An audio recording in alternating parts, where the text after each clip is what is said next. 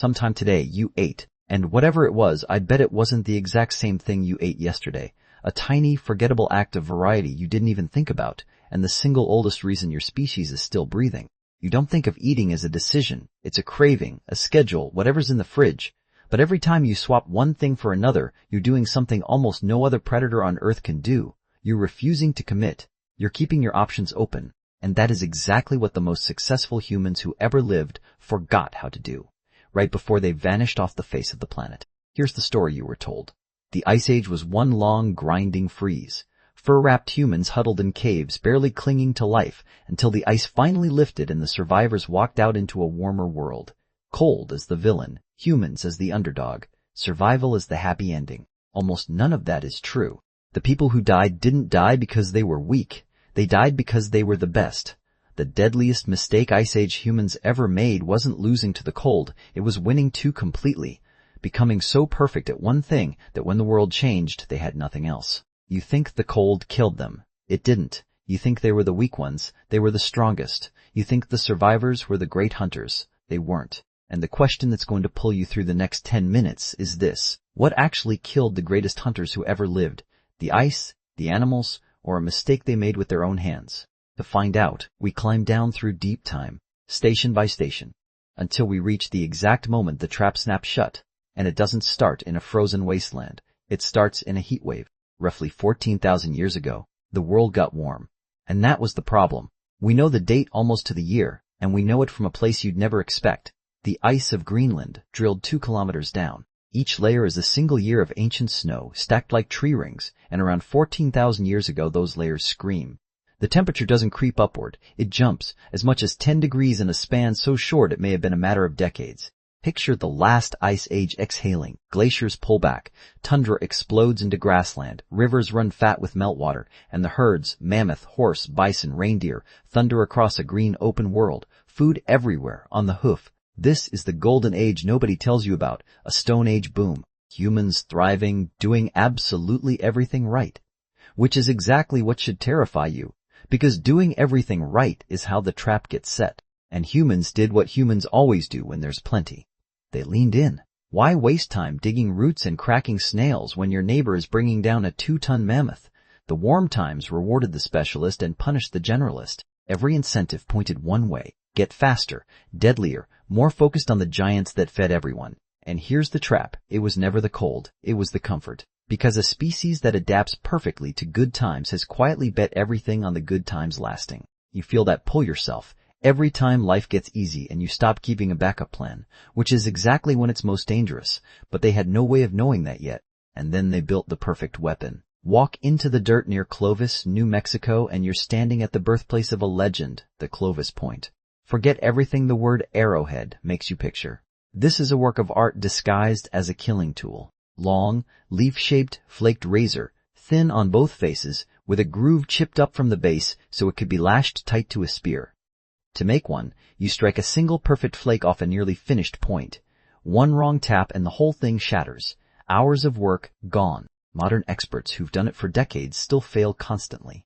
That's not a tool. That's a tradition, knowledge handed down and sharpened over generations until mastering this one thing became who they were. They were so confident they carried their finest points hundreds of miles and buried spares in the ground like a hunter today stocks ammunition. This wasn't survival. This was mastery. And here's the mystery archaeologists still can't explain. The Clovis Point appears in the record almost fully formed, with no clear ancestor, spreads across an entire continent in a geological eye blink, and then, after only a few centuries, vanishes. Hold on to that word, vanishes. We'll come back to why. For now, just know the machine ran flawlessly, which is exactly the problem with a perfect machine. It only works if the world it was built for stays the same. If the idea that being too good at surviving is its own kind of danger is getting under your skin, subscribe now, because the next part is where their greatest strength quietly becomes the thing that kills them. And then, at the exact moment these hunters had conquered a continent, the planet did something that should have been impossible. Go back to those Greenland ice cores, climb the layers up through the warmth, and around 13,000 years ago, the record slams shut. The temperature crashes back toward full ice age cold, and the tipping point may have taken as little as a decade. A whole world's climate reversing fast enough that a single person could have been born into warmth and grown old in returning ice. Scientists call it the Younger Dryas. And this is the part that should give you chills. All the meltwater from the retreating ice, trillions of tons, poured into the North Atlantic and shut down the current that carries warmth north. The same current that keeps Europe mild today. The warming that built the hunter's paradise triggered the freeze that destroyed it. Success carried the seed of its own collapse. And think about who was most exposed when that hammer fell. Not the generalist, the one still eating a bit of everything, still keeping his options open, still looking like he couldn't commit. The specialist. The people who'd bet their entire existence on one system. Big herds, big weapons, big kills. The comfort that had rewarded them for 100 generations had just become a loaded gun pointed at their heads. And something out on those plains was about to start dying on a scale the world had never seen. But the cold wasn't the real killer. That's the mistake everyone makes. The real killer had two legs, and here's where the whole story flips. The giants started to vanish. In a geological blink, most of the planet's largest land animals disappeared. Woolly mammoths, mastodons, ground sloths the size of cars, saber-toothed cats, dozens of species, gone. Your instinct is obvious. The world froze, so the cold killed them. Except the timing doesn't cooperate. These animals had survived ice age after ice age, freeze and thaw, for hundreds of thousands of years. They'd seen worse and lived, so why this cold snap, and no earlier one? This time, one thing was different. Us. Back in the 1960s, a scientist named Paul Martin noticed it first. The giants didn't die during the worst cold of earlier ice ages. They died right after the hunters walked in. A continent full of enormous, slow-breeding animals that had never learned to fear a two-legged predator. And into that world walked people carrying the most perfect big-game weapon ever devised. Follow humans around the globe and the same shadow follows them. Australia, New Zealand, Madagascar. Everywhere humans land, the biggest, slowest, most trusting animals vanish soon after. Climate can't explain a pattern that tracks a species instead of a temperature. Here's the part nobody wants to say out loud. A mammoth carried a single calf for nearly 2 years. A species that breeds that slowly can absorb almost no extra death. You don't need to hunt them in a frenzy. You just have to kill them slightly faster than they can replace themselves, for long enough, and the math does the rest. A few extra spears a year across centuries is a death sentence written in slow motion. Read that again. They didn't lose to nature. They were too good at beating it, and they ate their way through the exact thing their whole world stood on. Remember how the Clovis point vanished from the record after just a few centuries? This is why. When the giants died, the perfect weapon built to kill them had nothing left to kill. To be fair, it was probably both, cold and spears landing together on animals that couldn't take both at once. But whatever the mix, the food was disappearing. And it wasn't just the mammoths dying.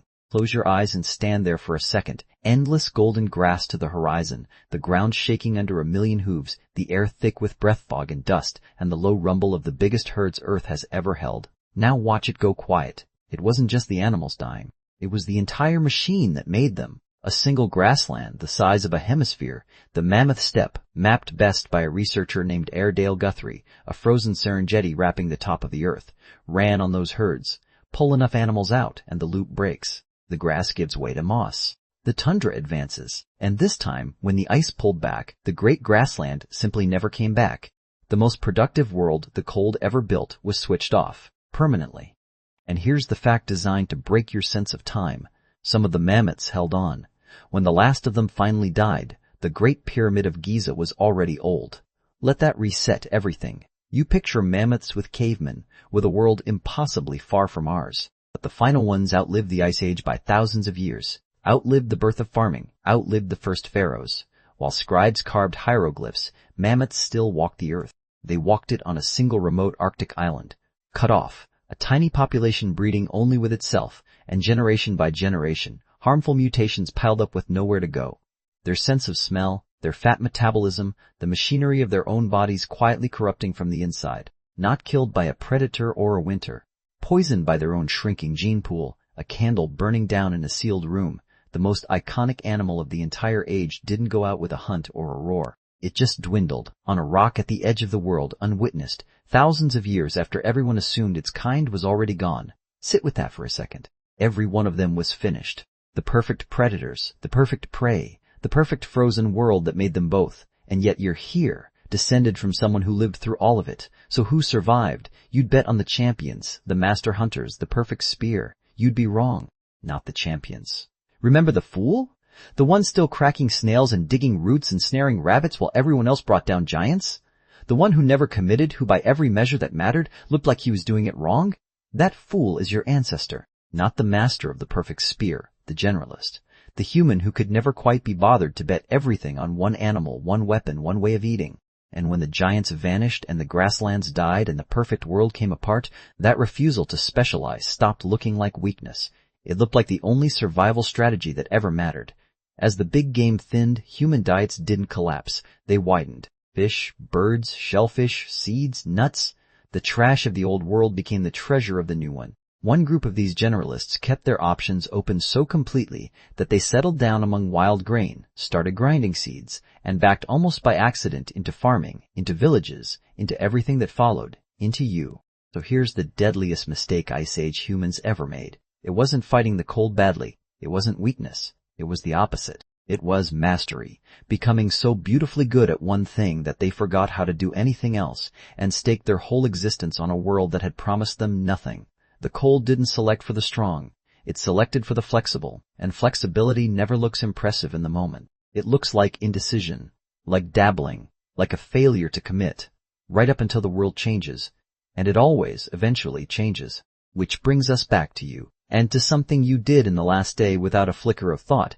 You ate, and it wasn't the same thing as yesterday. That tiny, forgettable variety is not a small thing. It is the oldest surviving instinct of the winning branch of humanity. It's the exact behavior that carried your ancestors across the graveyard of the specialists, while the greatest hunters who ever lived starved beside their perfect weapons. The mammoths are gone. The perfect hunters are gone. The frozen world that made them both is gone. And the one line that outlasted all of it survived not by being the strongest thing in the Ice Age, but by being the least willing to bet everything on one answer. That instinct is still in you. Every time you change your mind about what to put in your body, you're doing the exact thing that kept your bloodline alive for 14,000 years. So the next time someone calls you indecisive for keeping your options open, remember what happened to the ones who didn't.